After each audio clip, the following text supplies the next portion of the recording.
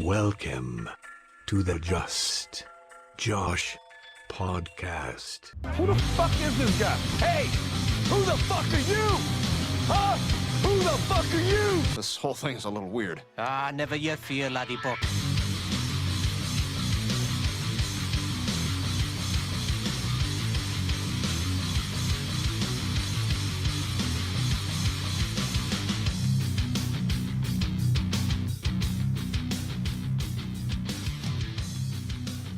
Welcome into the podcast. Today I have a special guest, Krista Belcher.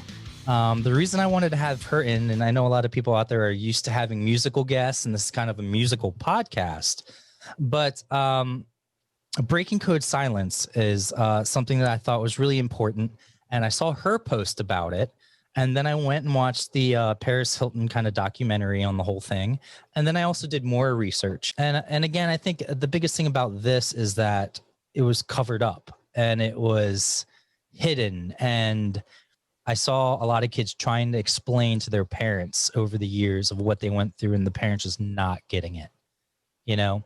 But with all that said, I'm not a good person to speak about this. You are.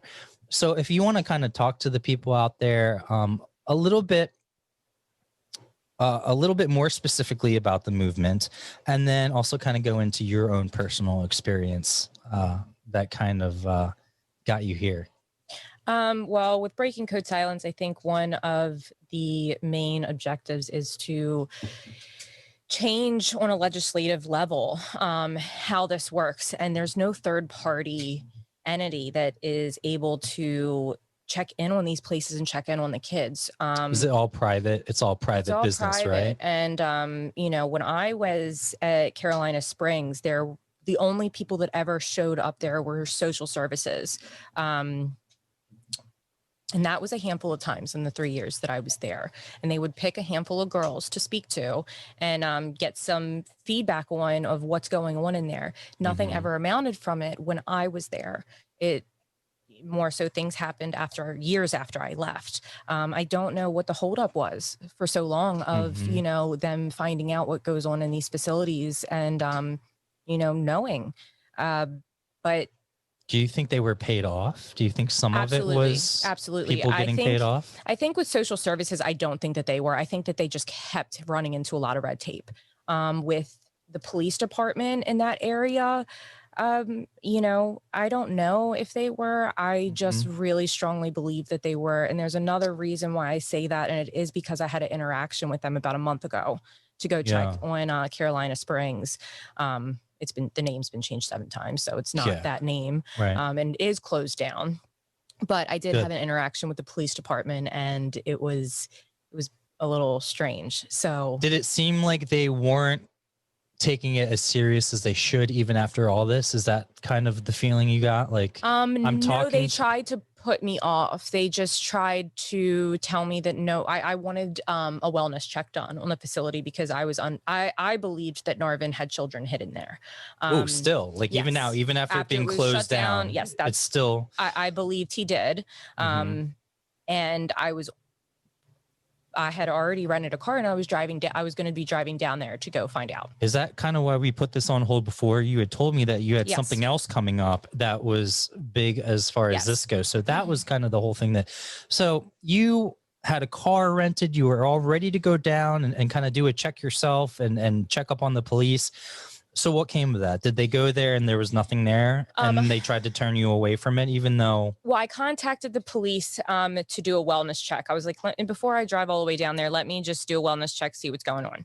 So they needed a specific name to check on someone. Jesus. I told them I wanted them to check on Narvin Lynchfield. And did you just kind of give him that name to get past all that? No, red tape Narvin too? Litchfield is the one who owned part of the WASP organization with his brother, Rob Litchfield. Okay, yeah, So I remember reading that. He is a part of this entire WASP scheme. So he lived on the property when I was there. He had a house on the property. Oh, so you were like, well, you gave him that name because then they could go, because he had a house on the property. Yes. So Now- that kind of gave you okay. But it's a 500-acre lot. So the problem that they ran into is there's a house that was an office at the beginning, and then there's locked gates. Mhm. Now the police couldn't go past those locked gates, even though that there's 5 to 8, I don't even know anymore how many buildings there are on that land. They Mhm. couldn't go check another home. They're not able to. They're only Yeah. able to knock on that front door. So they said, no one's been here in a year and a half. I was part of them closing it down a year and a half ago. You I were? promise you. That's what the police officer told me. Oh, He said he was part of it being shut down a year and a half ago. do you There's believe no him one though? there. I did, I believed that. I believed he knew, It got shut down, but I know it got shut down. It was Right. shut down by, the FBI, social services, right. the fire department. Nothing was up to code. It was, it's What I'm saying was that guy actually there, or is he just saying he knows Yes, he it was was shut there. down? Okay. He was there Okay. because as he was there, he said, hold on one second, somebody just pulled up. So the new owner. Oh, not while you're talking to him the second time, but he was telling you that I was here when it was shut down. I was physically there and all that stuff. And I was just questioning, well, he might have known it got shut down and he was part of there and he was in the task force, but was he actually there? Is he trying to poo-poo you and move you on is my point. But yeah. I don't think he was actually there, but he was interested in listening to me share my experience Good. about being there, almost 2 decades ago. So he did want to know about it. We were about the same age. So Okay. when he lived there, he did see the kids. There were upper levels go out off campus and see our yellow outfits and everything else. So he knew who we were. Anyway, so the new owner pulled up to this property while the officer was sitting there. And immediately he gave the phone to this guy. I didn't know who I was talking to. I didn't know it was the new owner. I asked the man as soon as I was speaking with him, I'm like, who am I speaking with? I thought I was speaking with Narvin. When he told me who he was, he said he was the new owner. He was not planning on turning it into a school. Him and his wife bought the property. This is when the police officer recently went and checked. Yes. And he actually got to talk to people. Yes. And it wasn't the same owner? It was not the same owner. Okay. These owners have extremely good intentions with the property. Mhm. They would like to eventually turn it into a wedding venue at some point, That but sounds a lot nicer. it's a lot nicer, but it's a weird, It's- weird that must to be a me. weird, But yeah. I mean, if there's anything I can do to help them do that and Mhm. change it into something positive, I will. Mhm. It's something that I definitely want to see happen. The one problem they're running into is when that school was shut down, it was ransacked. So all the copper, all the pipes, all the electricity, all the electrical, everything was ripped Mhm. out. So I am trying to organize something, getting together with some survivors, going there, cleaning up, getting documents. There's tons of documents That's there. So there's cool. still student files. Yeah. A lot of student files were burned in between the changing of names, but there were student files found in crawl spaces, in walls. There's our worksheets buildings, our OP. There's probably so much evidence and other things too, right? That you could try and gather. Yeah, there's actually, since Narvin's house was there, it's very clear he left in a hurry. So, Oh, yeah. there's a lot of things there that I would like to go through. And not only that, not only if something was, if something was incriminating there, which I don't necessarily, it'd be great to find, but my main point to do it would be to get these documents for survivors. I want to get their student files to them. Anything that we had that, is trash to a normal person. It was just, writings from us, seminar work, upper level vote up forms, anything that we wrote. Mhm.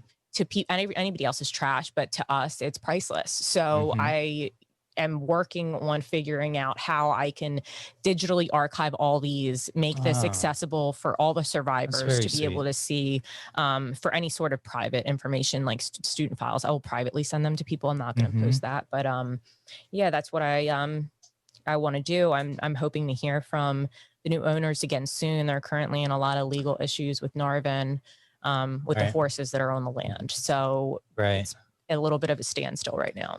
I feel like, in some way, maybe being able to get to go back and actually follow through with the stuff that you're planning could help a little bit as far as therapeutic Like, I'm sure it's going to bring back a lot of bad memories, but at the same time, maybe just being able to confront those after so long will help. Yeah, I definitely think that just walking that property and walking the path that I walked every day would just, would in some sort of way be therapeutic. To see it not, to see it not inhabitable and that no one's there is, when I found that out, I can't tell you how well I slept since that night. Have there been files brought against the past owner that left in a hurry? Nothing? So many. Oh, there there's have been so many. I mean, and they've gone through the courts. Has he been charged? Has he been brought before court yet? He's been brought before court numerous times. And nothing. Nothing.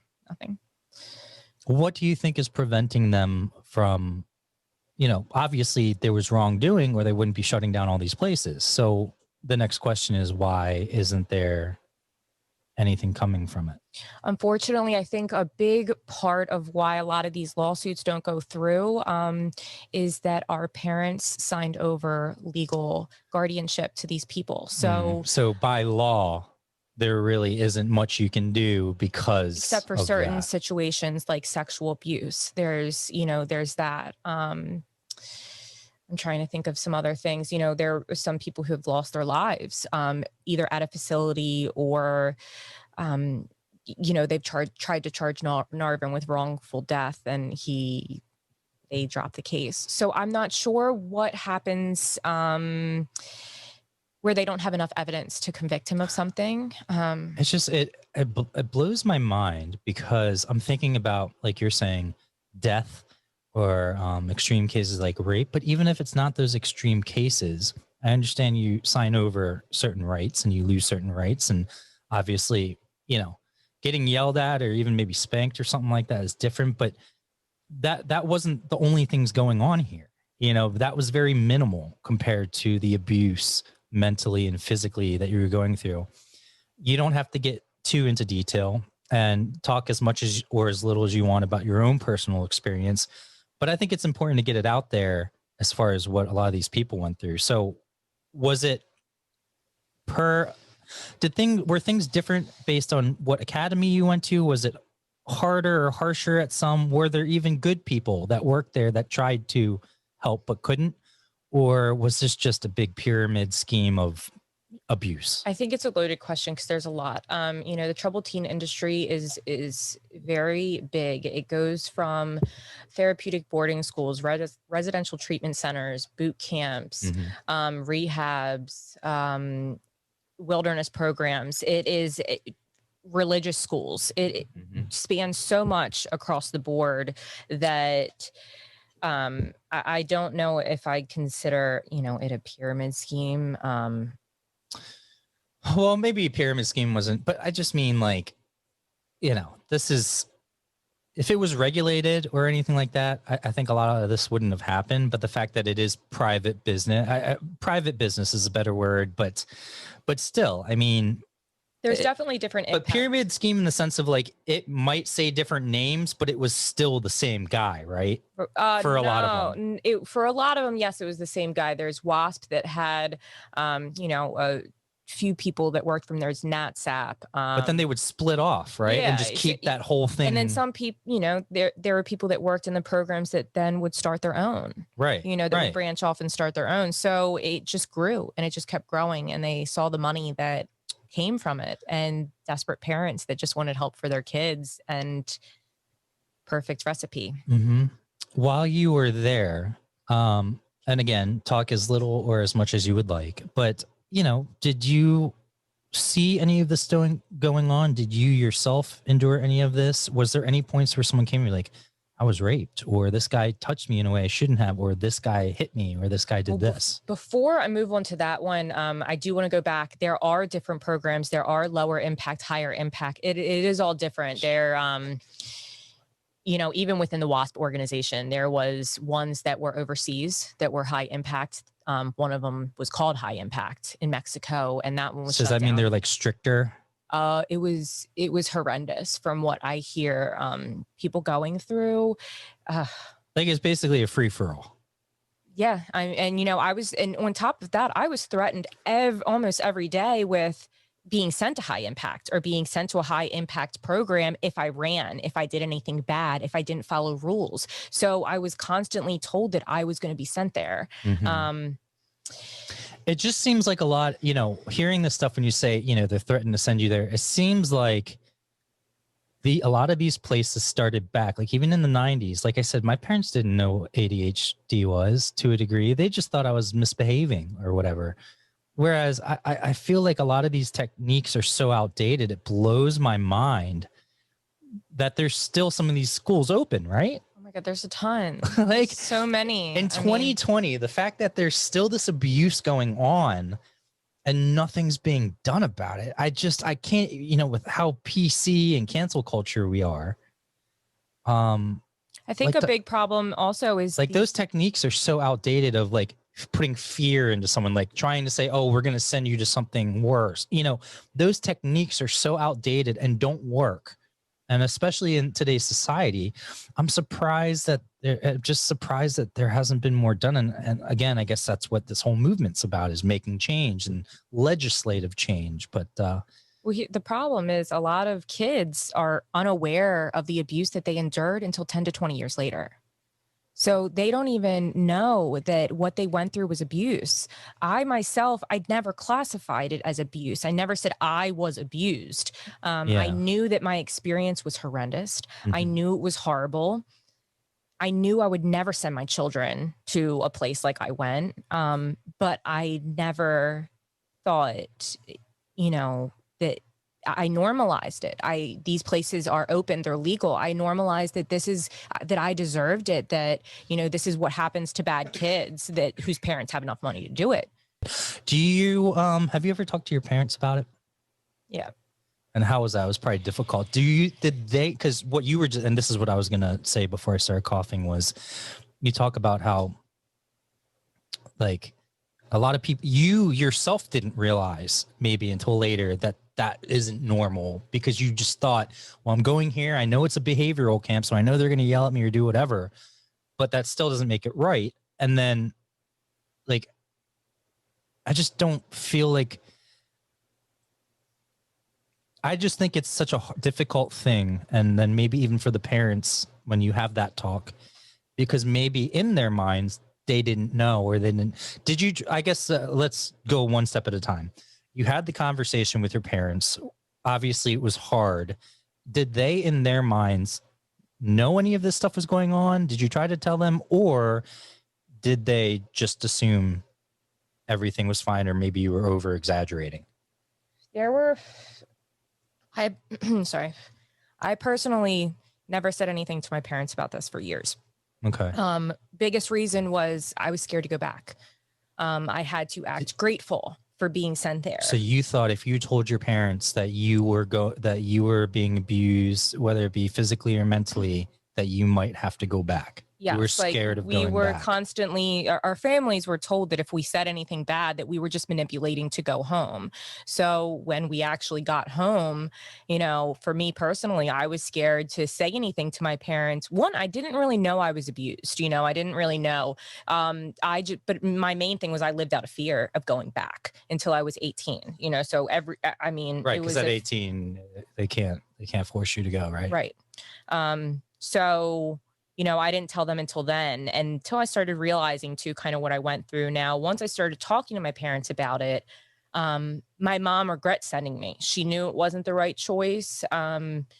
She, you know, she's seen some things about it. She's seen some things on waspsurvivors.com. She's seen some stories in the past few years.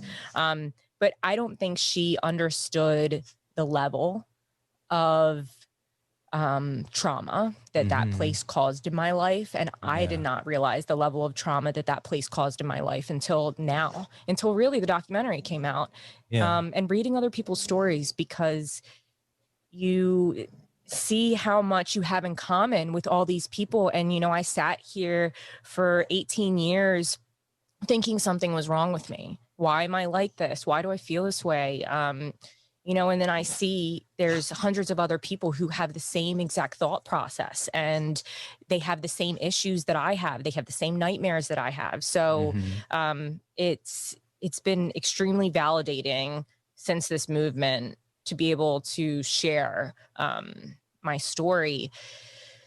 If I've ever told anybody about it before, you know, they definitely don't want to hear it. Nobody wants to hear anything abusive, negative. Nobody wants to talk about that. Nobody really knew how to react if I'd talk about it. So I just would joke it off. I almost made it a, you know, fun fact about me is, you know, and I would play it off. It's a shame. You know? Yeah. Well, if you feel comfortable, and obviously you don't have to get into full detail, but like, what were some of the things that looking back, you're like, well, that wasn't normal, or that wasn't right, that maybe you didn't realize at the time? So I think, you know, one of the first things that happened there that I realized wasn't normal was students being physically restrained by male staff. Now, was this all girl? This was girl and boy. Okay. We could Girl not and look boy. at the boys, so I did not see most events that ever happened with So the it was males. boy and girl, but you were pretty much separated. Yeah, For the- we were separated. We crossed paths, but if we ever did, we had to put our heads down. So we did not have any interactions with the boys. There were a few of us who passed with the boys and Right. found out, you know, clever ways, which Right. I was one of those people. Who didn't sneak around at camp sometimes? There were so many who know? didn't, because, you know, if Oh, we yeah. did, we were considered shady. So we were like, So the other kids, yeah, the other kids. was it ingrained in them? Like, oh, Oh, these they guys are would- sneaking around, so they're shady. 100%. That's the thing. So it's almost like they turned you on yourselves. Staff did not need to watch us all the time because It they was had other all kids. the students watching us. So Wow. we didn't get away with anything. Mm-hmm. And if you did, I mean, it was a miracle, you know. It's crazy. Wow. You know, yeah. So physically, they would physically restrain you by male staff. Like, is that handcuffs to a desk? Like what, rope, or like, or actually just physically stand there and hold you? To be honest, I have such issues with my memory from there. But from what I can remember, when male staff would restrain them, they would have their arms either straight. I think they'd have their arms straight out and pull their legs back almost in like a scorpion, or like almost sort of like hog tie So them. like, they'd sort be of like this and then have their legs back. So they're like this. Yeah. And I'm not even sure if that's exactly how they did it. I know that I was also restrained by male staff, and not from what I can remember, but a student told me she remembered an instance when I was, and you know, I don't remember exactly what happened. Besides, you know, them restraining us, we'd also have to sit in stress positions. If we were sent to Like back to the wall. Nose to the floor, hands Yeah, behind the back, wall sits, so many different things that were just uncomfortable. I know when I wrote my story, I didn't have much memory of what I went through, but one thing that I had said was we were made to sit in uncomfortable positions with our hands behind our back when we were in stress positions. And then This would be for no reason? No, this is if we were technically refusing. So this is if we were refusing. This is if they were going to send us to, or if we were in observational placement, which is solitary confinement, which I spent a good amount of time in. So I have, you know, hours and hours of stress positions that I did, and I just don't exactly remember all the ones they made me do. Here's what, when you explain this stuff, here's what I think is a big difference, and something that I also like, I was just thinking, and this is just my brainstorming, not necessarily how I feel or anything. I think if the academy was called, you know, Carolina Springs Military Academy or something like that, then some of these things that they're doing, it would be understandable. But the fact is, this isn't normal stuff for behavioral. You know what I mean? Like, this isn't how you help someone. This is using physical and mental stress and force to try to make someone behave. You know what I mean? Like, I'm not, and when I say that, I'm not trying to diminish anything that was done to anyone, because there's horrible things that we haven't even gotten into yet that I'm sure happened. I don't think anybody knew they were going here. Just heads up. Oh, yeah. Or anything. But I think even when we're in it, you know, we get so brainwashed and we go into survival mode that we don't think it's messed up anymore. You know, like when we first get there and we see everything that's going on, we're like, whoa, this is fucked Well, up. I mean, all you have to Like, do is look at America you know, in general, no matter what side you're on, and seeing a lot of the corruption and the things going on, and thinking, you know, how is this possible? You know? And I mean, but then quickly you learn, you know, I thought Like we normalize that, like there's half the country that thinks like grabbing pussy is cool, you know, like that thinks that's an okay statement. Yep. Whether or not you believe it or not, like, and that's just, it just blows my mind that we as a human race are so insensitive. And so now I also like, I've told people when I've posted about it, I'm somewhere in the middle. So I'm, you know, I don't want to start handing out free shit either. I believe, but if you want it and you're willing to work for it, yeah, I think you deserve it. And I think that we need to make sure, but to your point, the normalizing of it, that's what I'm getting at, is that it's just crazy how we normalize things. Like, we're up to what, 200 and some thousand deaths due to COVID. And that's normal. Like no one's making a big fuss about it, minus, you know, obviously there are, but like to us, death is like normalized now. And there's extreme numbers before that. Like I used to think 2,000 people or however many were in the 9/11. I remember exactly where I was when 9/11 happened. Same. Exactly what went down, and them shuffling us all into the auditorium and explaining what's going on, saying we're sending you home because we're near DC, so we need to make sure that all the kids are safe. And I just remember it happening, and then actually seeing it on the TV in I think I was like third period, so I think I was in library where you could just go study or whatever. And that's when it happened. Then we went home, and at the time too, I was not joking about it. I'm like, oh yeah, we get to go home. Like that was the main thing, not thinking like, oh my God, this is like serious. well, But then I guess what I'm saying is that back then, like 2,000 lives was a lot, and now we're into 200 some thousand lives. Maybe that wasn't a great example of normalizing things, but the point is that we as Americans now, it's crazy the things we normalize: death, shooting, murder. Like we normalize that half the country thinks George Floyd dying is not okay, but like they don't see how the cop was in the wrong, and it just blows my mind. Yep. Like, Yep. But back to Carolina Springs. Besides some of these, you know, physically being restrained, what were some of them? And again, I know this is a tough topic. I know that it's been a long time too, because sometimes I can't even remember what I did 3 years ago. So, and especially when you look back and you were put through that trauma, maybe even subconsciously, some of this stuff is pushed to the side or pushed out of your memory because it was so traumatizing, whether or not you realized it at the time. It just, and I ask this not to traumatize you, but I think it's important that people out there understand that this wasn't just also physical restraining or poo-poo things. Like the stuff that went on caused post-traumatic stress for everyone that went through it and everyone that's had to deal with something, you know? So just some of the mental stuff, like was it not, because, you know, I just don't want people out there saying, oh, well, all they did was get in trouble for it. Like, no, it's more than that. You know, that's what I'm trying to get across, is that it's more than just a behavioral school, and it's more than just that, you know?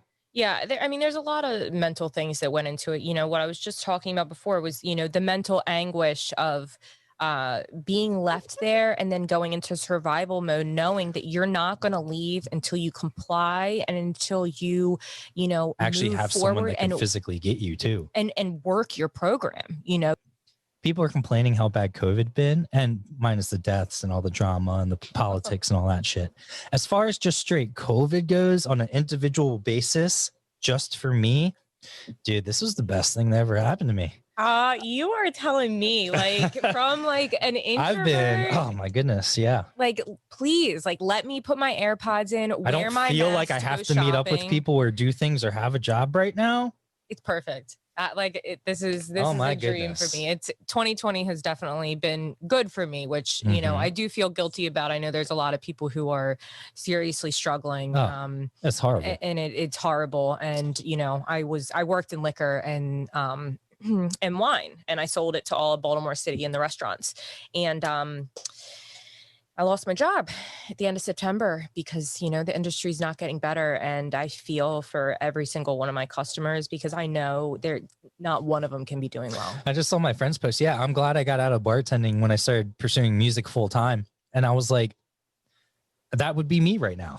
Having to go back, you know, they have to close down the bars at 8 or 9 now, but yet you can go shopping at. No, there's no bars open any longer. It is takeout only. Yeah, takeout, but people can go up, get a drink or get takeout and stuff. But yes, no. Yeah. But even before, most bars only had maybe 12 to 15 tops. And that's if you were lucky to have that much space outside tables. Mm-hmm. So they're really only getting rid of, people can still walk up and get food if they want to know people will continue to support them. But that's what's annoying is that even that, yeah, you're right. But even the fact that they can only do carry out till 9, but you can go into Target until 12 at night. Like, what the fuck? Well, they followed all these guidelines with they did outdoor everything. Seating. They did everything. Spent thousands of dollars, and now, you know, and it's right before Christmas.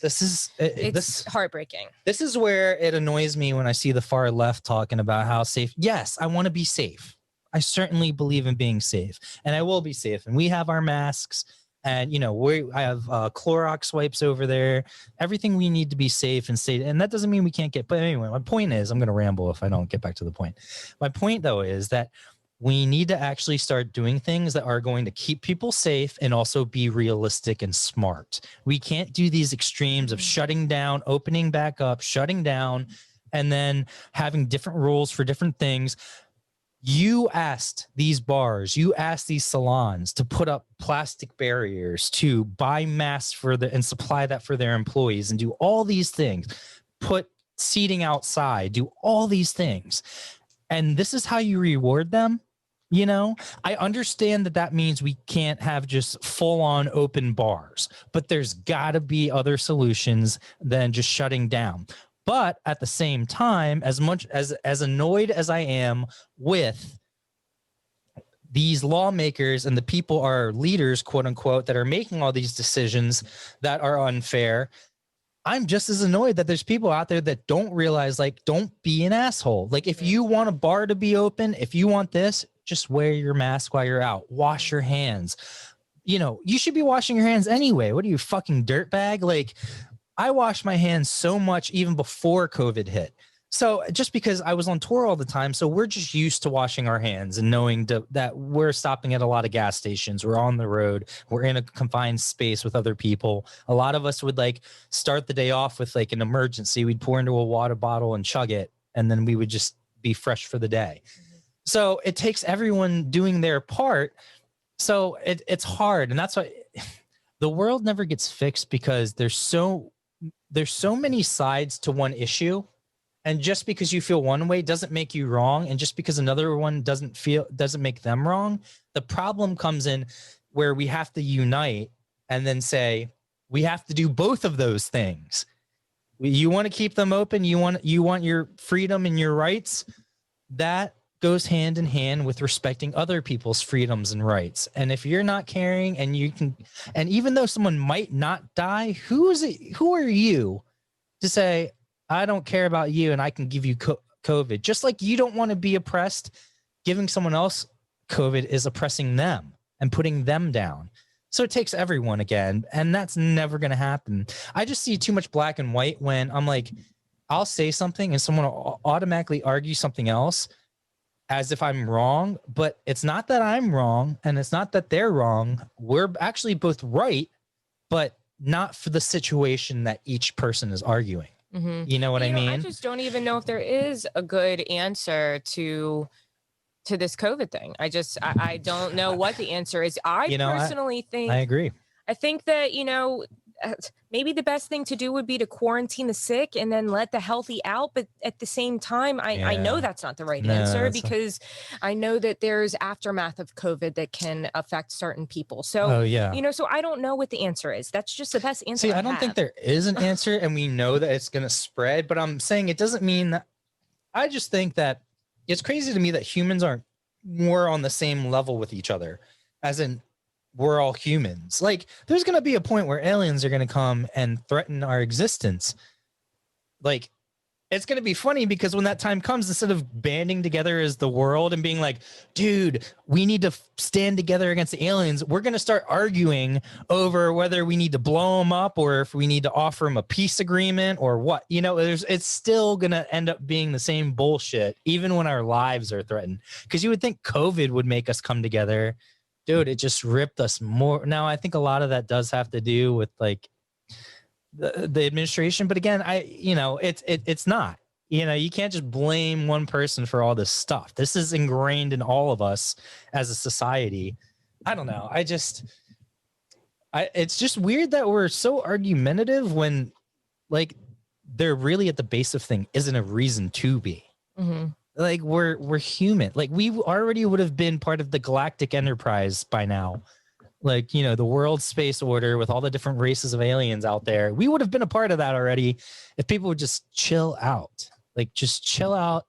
You don't have to agree. Just be decent human beings. Like, respect the neighbor. Like, whatever happened just being a good neighbor? That used to be like the theme was like, just be a good neighbor. You don't have to have parties together, but like, I'm not just going to walk over and shit on your lawn for no reason. You know what I mean? Yeah. I also think people like care too much about what other people are doing too, which is part of the internet and social media and stuff like that. I think is a big influence. Yeah, I don't think social media helps that. No, but we should be responsible enough as human beings to use social media for good. Again, I know it comes down to money, and I do think money is the root of all evil. Even if it's not directly associated with what's going on, it still affects other thing that affects what you're, certain things. We kind of went off topic here, but yeah. But real quick about aliens, like how cool is it that they? Do you want to go into aliens, dude? No, because there's way too much. I have about 10. I have 10 current topics that we can talk about right now. But I do think that there are aliens. So I think there's definitely. I've always thought that they came forward with the fact that aliens do exist. That was years ago now, but even recently too. I think we've always known that. I think we've always known that, and the government just tries to make it seem like it's a Looney Tunes thing. Well, because no, the that's Pentagon just confirmed it. No, I know. Okay. Well, that's the thing. So there's been multiple times, I guess, over the last couple of years now that they've confirmed it, and people still ignore it. Like Tom DeLonge came out a little over 2 years ago. People called him crazy. Then, like 6 months later, the Pentagon came out and said, "Yes, he's right. We have been talking. There are certain things going on." Now, Tom's also a little crazy too. Don't get me wrong. I think he embellishes things, and I'm sure he does. But at the same time, he's not a fucking idiot, and he actually is talking to high up level government people. Then, did you see the Israeli report I posted? No. Oh, okay. So that's another thing that just happened. Like, basically, there's a report out that the United States and Israel are in contact with aliens right now who are part of the Galactic Federation, which is the entire universe has almost like our little world, whatever it's called on Earth. I feel like such an idiot that I don't know off the top of my head right now. But where all the leaders get together in the world, they have that, but for the universe. And Israel and the United States are part of it. And there's probably other countries, but these are the only two that actually admit it or have come out. And it was funny because it was saying, and Trump knows, and he almost like leaked like a lot of shit, but they told him like, yo, don't do that. I don't know how much of that is true. I know they use Trump's name because they want clickbait and stuff like that, but it's not far-fetched. And I don't think it's that unrealistic right now that we are at that point where it's like, yeah, I believe that happens, and I know that goes on right now. Like, to me, the science and the facts and the different things that we're learning every day and everything that's always changing history is making it more and more believable to me that we are currently in contact with another thing. And I don't blame them for not telling people. Like, look how we respond to things. We literally can't handle it. We can't handle America it. cannot handle it. So. That's why they've done the slow decade or like 60-year long process since the 40s of trying to get people used to the fact that aliens do exist, just to get to this point. And they're saying we're still not ready. We're still Yeah. not fucking ready. And it pisses me off. Mhm. And it also pisses me off. And the whole reason I ranted about it, and people are going to make this into a Trump thing, but it's not. I ranted because I'm like, and it was a joke. It was a fucking joke. I ranted that I actually pay taxes and they won't tell me about that shit. Yet Trump knows about it and everyone knows he didn't pay his taxes. So it's like, what the fuck? Like, I'm a taxpayer. I should know about aliens. We should know about aliens. Like, I don't know. It just sucks that humans are so fucked up that even though we should be able to handle it, there will be people that won't, and they're just gonna start looting shit like, whoa, the aliens don't care. But here's the bigger conspiracy. I think they're not telling people this because the way society is such a control mechanism for the rich and for the powerful in this world that they're like, well, if we tell people that there's aliens, suddenly all the shit that we're making a ton of money off of, like beauty, all this stuff, isn't going to matter because people are actually going to be like, holy shit, like there's so much more out there that we don't. And then science and other things like that are actually going to start taking the lead of what runs society and what runs how the world works. And then billionaires aren't going to be able to make their money off of Amazon and all this other shit because people are going to be too focused on like the bigger picture. Like imagine if we knew for a fact, like all the governments of the world were like, okay, there is a universal like federation where all the different planets and solar systems and aliens come together and we are all in contact with each other because we are probably the least advanced. It should cause us to actually, they probably don't want one of two things. Either one, people are going to go crazy because like, what doesn't matter? They're just going to come over and they start looting and start not giving a fuck.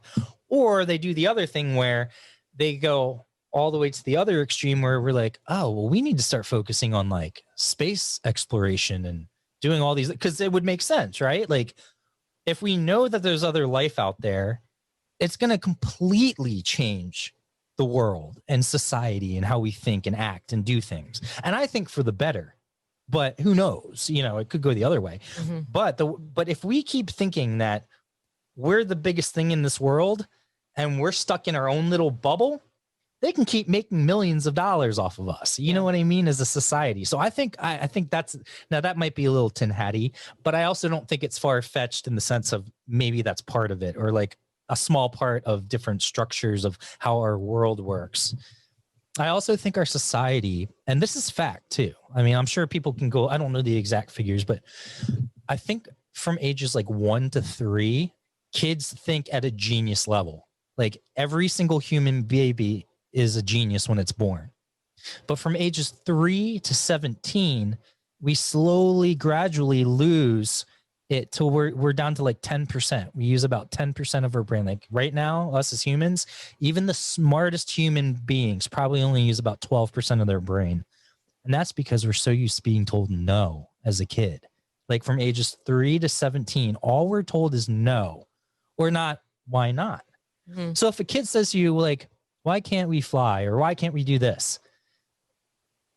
The first answer is, oh, it's impossible, or because you can't. And that's it. We're almost subconsciously like bred to think that things aren't possible, even though they are. So we're not trying to use the other parts of our brain that actually turn on when you're trying to think of, well, how can we solve that situation? Yeah. What we solve as human beings are very basic or like situational things, like mathematical or whatever. That's why science didn't go anywhere for so many years. And then suddenly we have this boom of science. Thank you, aliens, because we finally got alien technology to actually advance us enough to get farther along. But now we're still stuck. We're back to square one. We're kind of stuck with that technology that we have.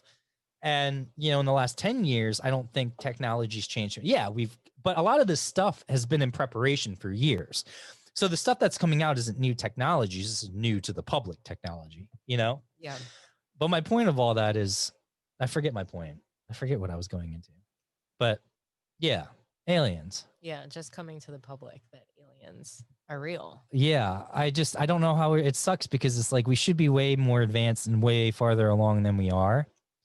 But because we are so, I guess the bigger picture of that whole rant was the tin hat thing. But I don't know.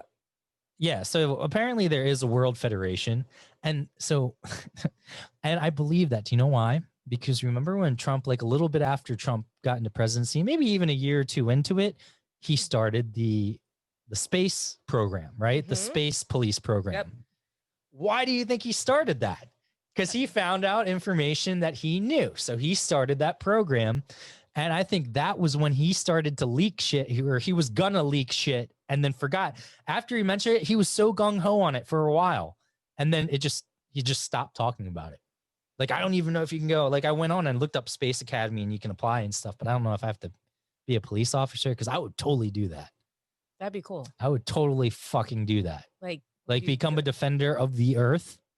You would go to space. Well, we don't have the technology to do that just yet, but I would assume in the next 20 years we would. I assume we will have a police station in space. I assume we will have some sort of structures, whether it be scientists or other things on Mars. Yeah. I do think that, within 20 years, there definitely will be inhabitable, possibly places on Mars. I'm just mad that, like, if they do come out with all this stuff, that they wouldn't have told us sooner, because we could have been far gone by now, like much farther along. Like, if people knew that, we wouldn't have all these flat earthers out there. We wouldn't have all these anti-science people. Like, if we actually had aliens come down and like say, this is what's going, we have a Galactic Federation. You guys are like the lowest of the totem pole.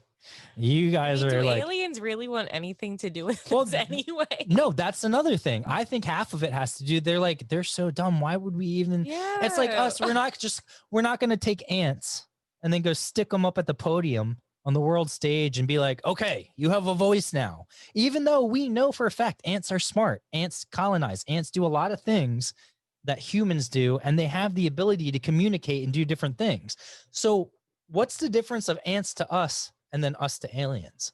Exactly. They, even though we can communicate, they can't understand English possibly. Now, I assume they have the technology to understand it. And I'm sure over time, if this is true that they have been in contact, I'm sure the humans have taught aliens our language. Yeah. And I'm sure aliens are smart enough to pick up our language. But I don't know. Put me in space. What were you talking about? I know we were talking about something about getting up into space, I would think. I was just asking if you would ever like fly to space, like if you would actually go out there. yeah.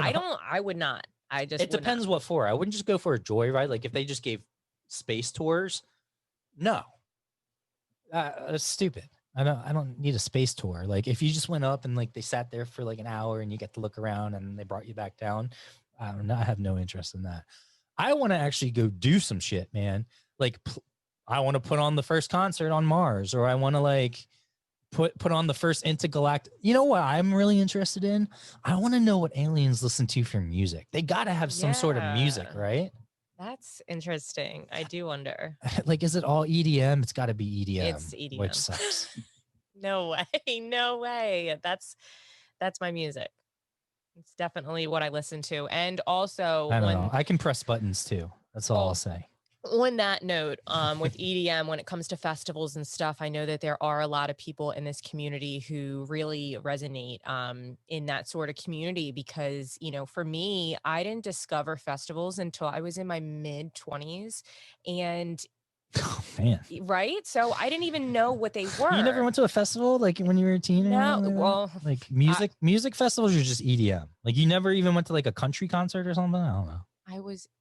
I was in Carolina Springs, so like music. Till when? Till 25? No, until I was, almost 16. Okay. And after that, music wasn't really a thing for me. I never. Oh, okay. You just weren't into music when you. Yeah, because I thought you meant you just like okay. Well, because I never grew up around music. It's something that upsets me. All these people love live music and they love going to concerts, and I don't. And I love it. It's fun. It's fun. I can go and I can have a good time, but I don't get the same joy that other people get out of it.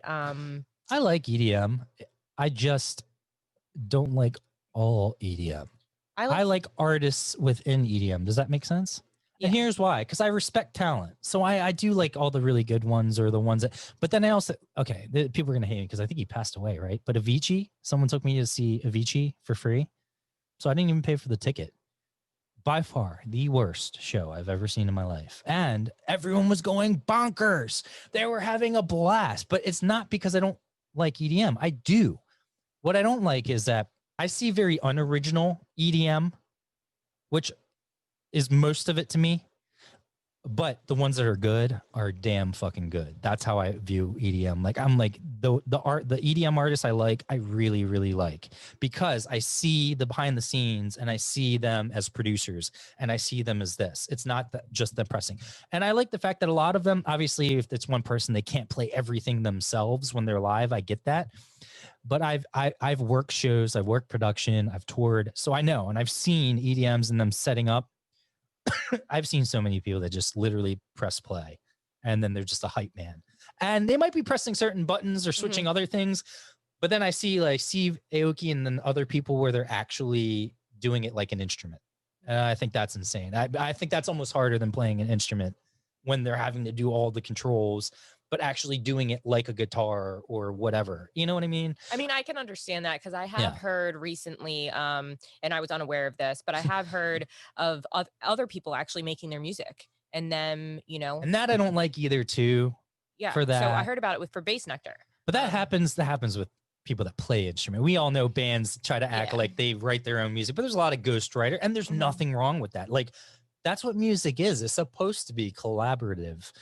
So the one thing I don't like about when I said it's like unoriginal EDM. So the Avicii concert, for example, it was like this.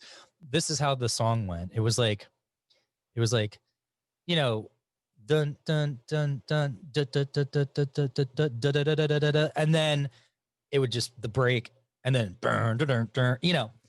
But instead of then going into a different one, like a different scheme or doing some. It just repeated the same fucking thing over and over and over for like 10 minutes. And then I was getting to the point where I'm looking around and people are getting so into it. And this is about the 30th time within like 8 minutes that the same beat happened. Dun, dun, dun, dun, dun, dun, dun, dun, dun, dun, dun, dun, dun, dun. And as soon as people acted like they never heard that drop before. And I'm like, hey, you just did the same thing like 10 minutes, like 30 seconds ago. Like it was the same fucking literally. It wasn't even like a song where I know it has a chorus verse, or whatever, and maybe a bridge or other things. And you can go, some songs don't repeat anything. You know what I mean? So I just hate, and then people are like, well, why? Well, you know, songs have chorus verse. So why is it any different? I'm like, because it's the same fucking thing. I don't know. There's no lyrics involved half the time, or if there is lyrics, it's very sparse because they're using like the voice as like a beat or as an instrument, not as like singing and melody all the time. No, don't get me wrong. There are EDM songs that people are singing and stuff. But what I'm saying is that like the voice is used in a different way, you know, as opposed to like someone singing lyrics with the chorus and all the lyrics are always different minus the chorus. Like this is like doing the same chorus, the same verse, or like using the same lyrics for every verse and you know what I mean? Yeah. So that's my only pickle with EDM is that the kids were, I'm like, I'd much rather go and see a live band where I know at any moment he could fuck up. And I know they could with EDM too, but it's usually because of technology, not because of the guy. Yeah.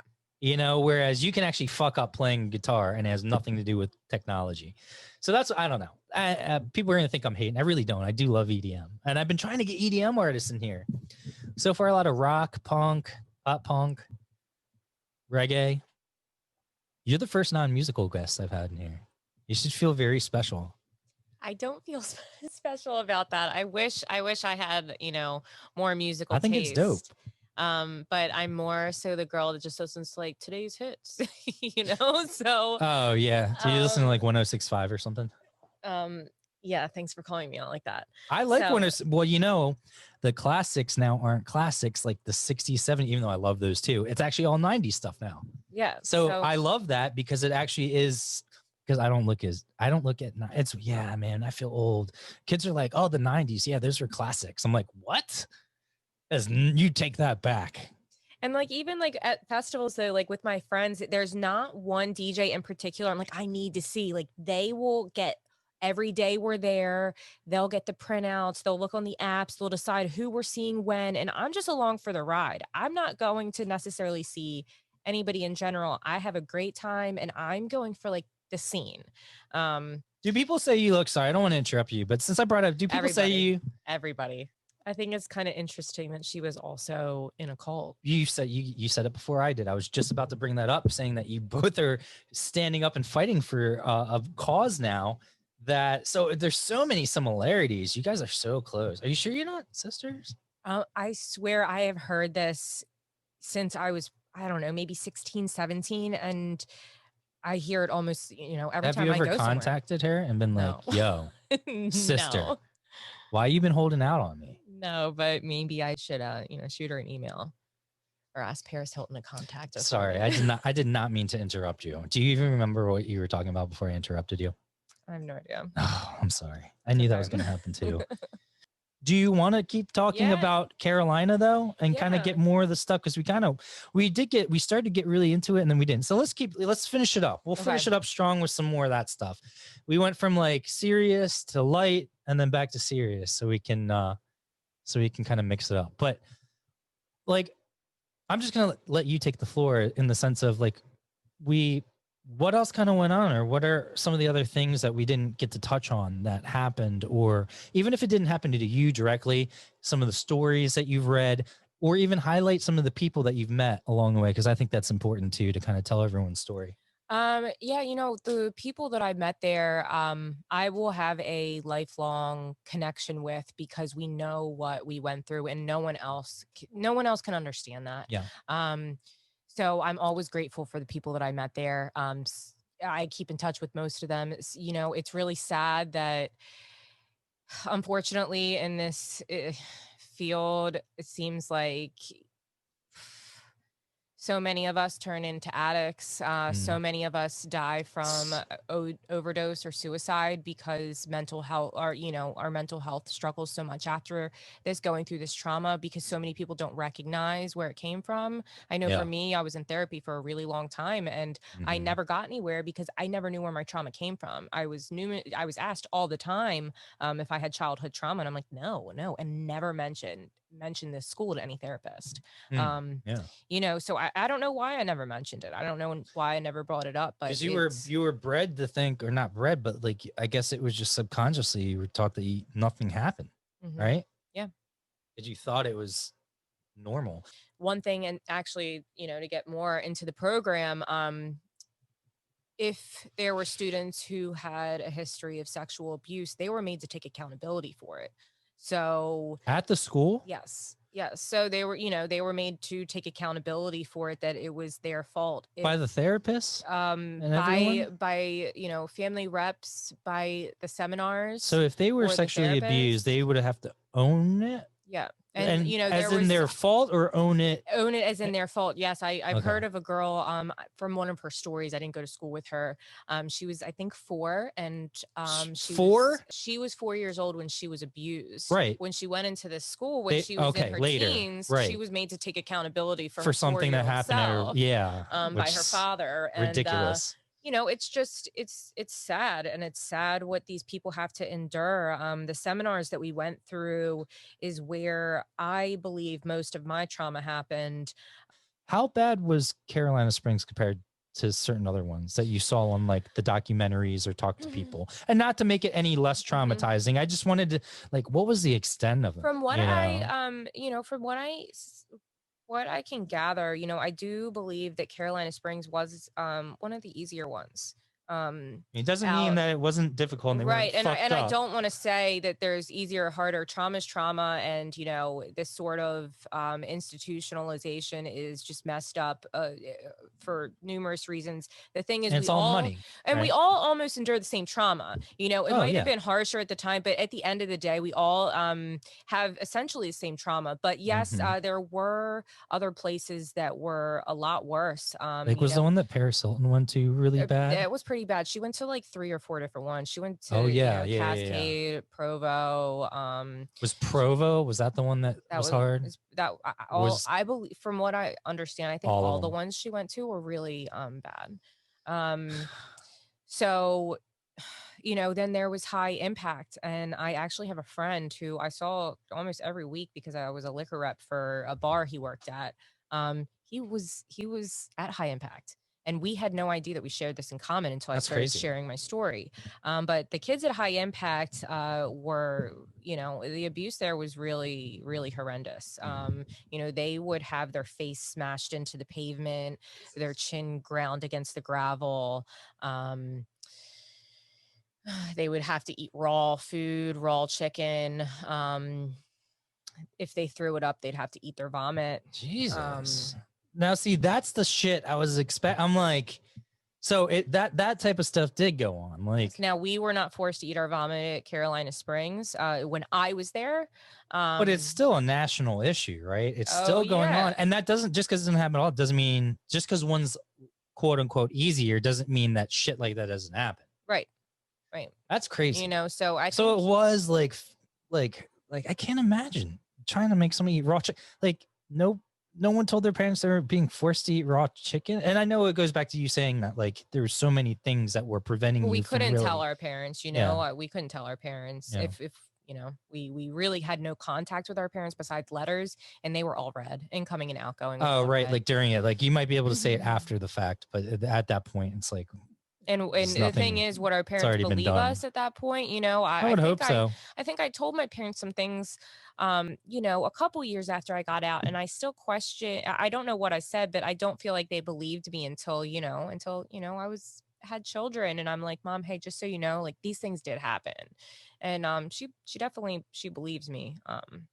I think people that only view Paris Hilton as Paris Hilton and the stuff she did when she was younger and not the person she is today and not kind of the things that she's been through might not take it seriously. So for me, and so I brought this up because I wanted to see if I can get to this part. We can keep talking about other things, but I wanted to bring up the part where at the end she and this might be it kind of, where they ask her like see here, she's crying and she's going through all the different thoughts, and she's saying how, and I know this exact part she's probably talking about, like, see this hoodie, like I don't care about any of this stuff, like this is me, like I'm at home, I'm in sweats and I'm in a t-shirt and I have this public persona, and the whole time I'm really feeling for her and being like, man, just knowing what you went through at these schools and then seeing. And obviously, I know there's a certain aspect of society and where she comes from that she has to have a public persona. So I'm not hating on that at all. And she also admitted during the whole thing, she was like, I was young. I was stupid. I didn't know. You know, I put myself in a lot of bad situations. So I'm going through, it's like an hour and a half into this and even up to this point, and this is where she's really getting me. And I'm like, I totally get where you're coming from. Like, I can totally have empathy for you. Like right here, she's pointing at the shoes and you've seen that. And she's like, see all this stuff. It doesn't matter to me. But then, and I'll wait till it gets to that point. And it's not a big deal because I don't want to diminish anything. But again, that's why I wanted to have you on. The director is just like, you know, okay, so now that we've all gone through this and you've had the experience and you've gotten to meet all these people, here are some of the other survivors that she's had in contact with. The director is like, you know, when you talk about all this materialistic stuff and all these things you've gone through, like, do you think this is going to change you? And she took a second and it looked like she was about to be like, yeah. And like kind of keep going into like what she was talking about here and how it affected her. And then she went straight back into the ditzy, you know, Paris Hilton, like, no, I still think she's very genuine. And I still think this whole thing is very well done. And if you haven't seen this, I think you should watch it, because I think you will see a different perspective of her that I've never seen. And you do realize she's just another person like all of us. It just made me feel like I wasn't alone anymore. I've worked so hard to build this brand, and it's been all about this perfect, happy. Like I was literally about to go buy stock in Paris Hilton And products. that story was never a part of this brand. Can you and the brand have a divorce now? She's like, can you separate yourself? Can you move on? See, she's like, no. But she just talked about, now look, I'm not hating. I do feel like that's who she is. You know, I do, even though Which that's is fine. she I'm not put on saying- like a face, you know, I do feel like that this sort of thing has helped her cope. And, you know, I feel like I understand, I guess, where she's coming from. That's why I feel the need to defend it. What I'm saying, I don't think what I'm saying should be something that you need to defend, because I'm not poo-pooing it. I'm just saying people that are on the outside and only see her for that and don't see that her saying that can make them not take interest into what's important and the things that we know that whole hour and 40 minutes was about. People out there, go watch the thing and then you'll understand that she's sincere and serious about it. I don't know why. I guess I'm not bashing her, I'm bashing the director, or I'm bashing the people that made the documentary. It's like, why even put that in there at the end? You know, why even ask that question? Like, I didn't think it had anything to do with all the great content that they had before that. The documentary was great. I think for the community of survivors, it was completely mind shattering, I think, to a lot of people. So it was something that we thought was just going to be a normal, oh, we get to learn about one of our schools, or And did whatever. this come out of nowhere kind of too? Because like you just started to say, you knew the documentary was coming out, but you didn't specifically know that it was going to involve so much about it. Yeah. And I only knew about it a short period of time before it came out. And watching it completely, it shook me, it completely shook me. I had a hard time. I still have a hard time thinking about all that I went through. I do, I'll read stories, or I'll hear a song, or I'll hear a motivational speaker talk that we were forced to listen to, and I will be brought right back to that cafeteria or right back to that seminar room. From hearing that person's voice. Yeah. I actually heard Tony Robbins was one of the motivational speakers we had to listen to 3 times a day and write reflections about, have groups about, get quotes on, listen to the same tapes over and over and over again. To the point now, if I listen to one of his videos, and I didn't make it past 19 seconds before I almost had a complete nervous breakdown, panic attack. I can't imagine. Because I put myself right back into that cafeteria listening to him. Now, I do also think that I'm very sensitive right now. I think with all this on the surface, I'm very sensitive. I don't know if it would affect me as much as it does now later, or I don't think it would have affected me as hard, as intensely, a couple months ago before this movement was kind of it's still fresh for you. Yeah. I think that now I have a lot of this trauma really on the surface and fresh, and a lot of things are hard for me to hear. From watching you on social media, as little as you participate in the actual looking at it and stuff, I've seen how invested you are in this, and I've seen the strifes that you've gone through. Like you said, going and driving and getting the car and then organizing and doing all these things. Has it helped? Has it helped a little bit? Oh, is it helping you to kind of start to get to that point where you think you can do that? Oh, huge. I think that, when this first came out, within a week, I shared my story. Shortly after that, I was staying up all hours of the night, reading other people's stories, reaching out to people who I went to the program with to direct them to Breaking Code Silence and kind of also get their experience. So I was really gung ho for a while.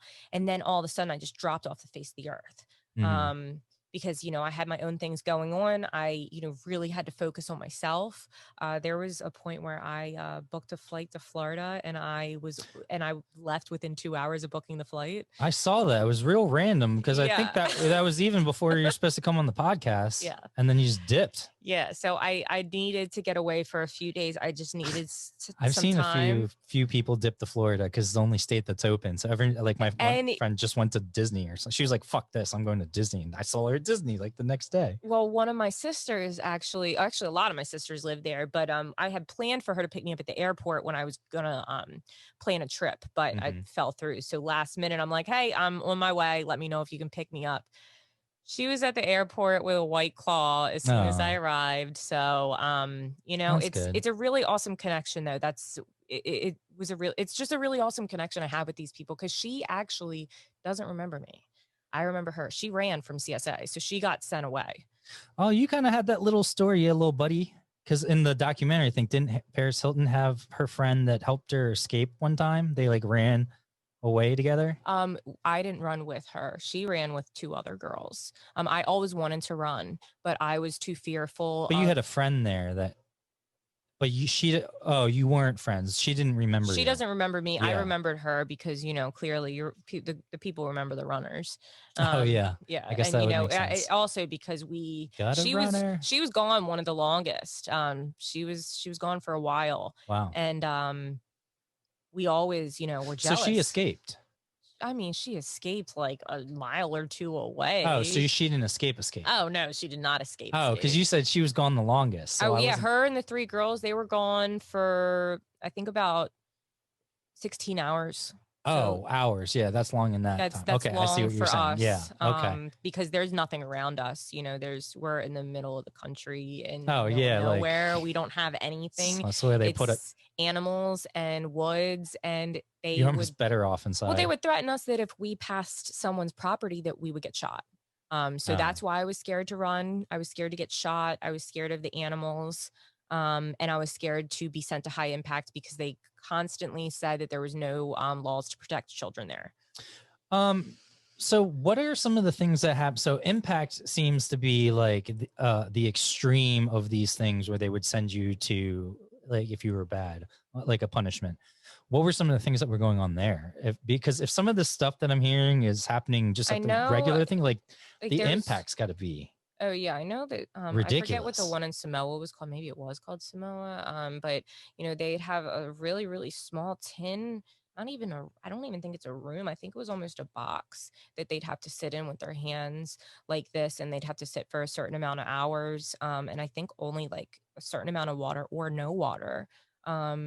In that heat, like made it like so. So it's basically solitude. To a degree. I mean, it's or they solitary confinement, and on Yeah. top of the solitary confinement, they absolutely tortured these children. So like, would they burn them or do stuff like that, or like cut them or punch them or beat them? Yes, they definitely like hit beat them. Through assaulting students was normal. For no reason. Let's get that across too. It's not like they were acting out. No one was they were just and it was they were only supposed to restrain students if they were a danger to themselves. And Right. I don't believe that anyone was ever restrained when they were a danger to themselves. It could be something as simple as an eye roll they would get restrained for. That's crazy.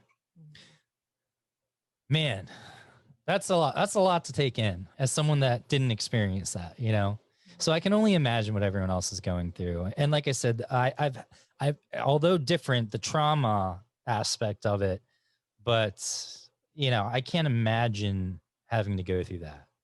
Like, I feel how much trauma or anxiety I still have from my situation. I can only imagine if I had to go through what you guys went through, it would be tenfold. You know what I mean? It's just very like deep. It almost gives you that like pit in your stomach. Yeah, it like hurts right now to think about. Well, listen, we've been talking for a long time, and I don't want to stress us out any more than we have to be. But is there anything else that you would love to get out there, or maybe give resources or a way, if you're involved in other things, how people can get involved, or, just anything you want to say to people out there about this or anything? I think really anyone just educating themselves on the movement, because I believe that if they're not struggling with a troubled teen, somebody in their family may, a friend may. Mhm. So being able to direct somebody to that website and giving the resources for parents of other options to try for children before they think about sending a child away, because I think that is never the right answer. Mhm. I think that parents need to take a look at the role in their children's lives that they're playing and why their behaviors may have, why they were created. And Mhm. it's usually because of a certain instance. And I know for me, a lot of my issues started when my mom got remarried. Mhm. So, I think that being aware of that, and also I think that parents need to stop being the victims in the situation. Yeah. When they have troubled teens.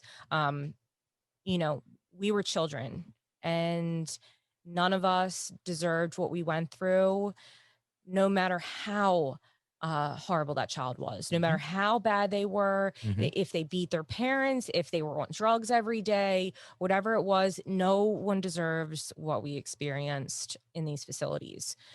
We deserved help. Yeah. And we deserved assistance, and we deserved somewhere safe. And we deserved communication with our parents. And all of that was taken away, and all of our rights were completely taken away. We had Yeah. less rights than someone going to jail, and most of us didn't even commit crimes. Yeah. People in jail get books and other things and aren't restrained Yeah. for no reason half the time. But yeah, thank you so much for coming in here. Yeah, thanks for having me. Dude, I would love to have you back. Maybe to get back into this a little bit, but just to have you back to talk aliens and other stuff. And then, yeah, let me know if there's anything else that I can help out with, or if you have other people or you have something on your mind or updates. If you have any updates, hit me up and come back in.